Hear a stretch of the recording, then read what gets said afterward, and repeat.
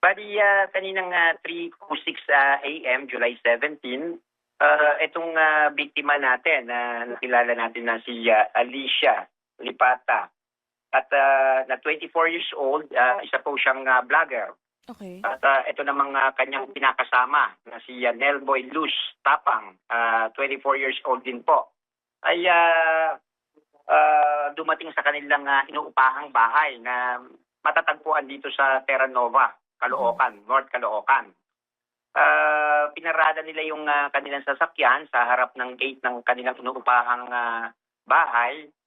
At nung pagbaba ni Alicia ay bigla na lang pong may lumapit na dalawang tao at pinagbabaril po sila.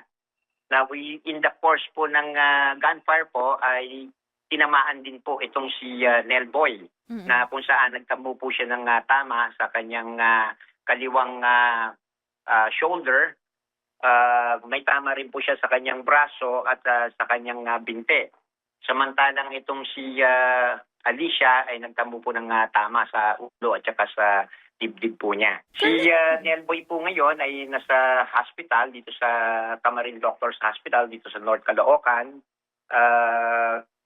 Doon sa ating crime scene, nung inimbestigahan po natin ito, nag-conduct po tayo ng technical investigation. Tayo po'y nakakuha ng 7 basyo ng caliber 45 at isang fired bullet po, deformed fired bullet. Samantalang yung sasakyan naman po, nung sinubject natin for trajectory examination, ay nakakuha rin po tayo ng fired bullet po. Isa pa rin pong deformed fired bullet. Ang suspect po natin Yes, go ahead. is lilang po ng motor, kulay puting motor. Dalawa po sila ay nakasuot ng maong na pants at puting pangtaas. Yung rider po natin is nakasuot po ng puting helmet. Samantalang yung back ride ay nakasuot po ng pula na helmet po. Sa ngayon po, patuloy pa rin po yung ating sinasagawang investigasyon. Patuloy pa rin po yung ating forward and backtracking, yung pagre-review po ng CCTV upang ma-locate po natin and eventually ma-identify at ma-arresto po natin yung mga suspect. Well, alam naman natin na kilala itong si Alicia na isang vlogger, isang kritiko po, kritiko, isang matapang na nagbibigay ng komento. Of course, lahat po yan is iimbestigahan po natin. Iimbestigahan po rin natin yung isang anggulo na kung saan meron daw pong pinasuhan itong ating biktima. And eventually, nung kinasuhan niya, yung biktima is kinasuhan din siya. Lumalabas po, base puro sa tama at talagang pinuntirya is itong babae po. At iyan nga ang naging panayam natin kay Police Colonel Joey Goforth, kaugnay ng nangyaring pamamaril kay Alicia at sa kanyang partner.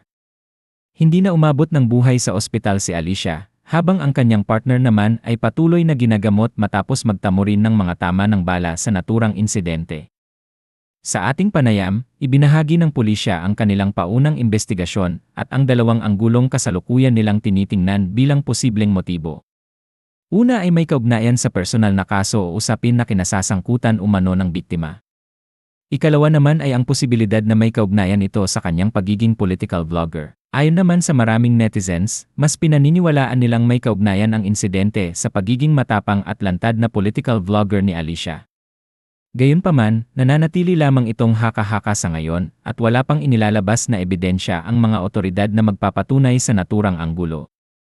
Patuloy pa ring iniimbestigahan ng pulisya ang lahat ng posibleng motibo. Kung ikaw ang tatanungin, ano kaya ang tunay na motibo sa likod ng pamamaril? Ibahagi ang inyong opinyon sa comment section, ngunit hinihikayat namin ang lahat na iwasan ang pagbibintang sa sinuman hanggat wala pang inilalabas na opisyal na resulta ng investigasyon.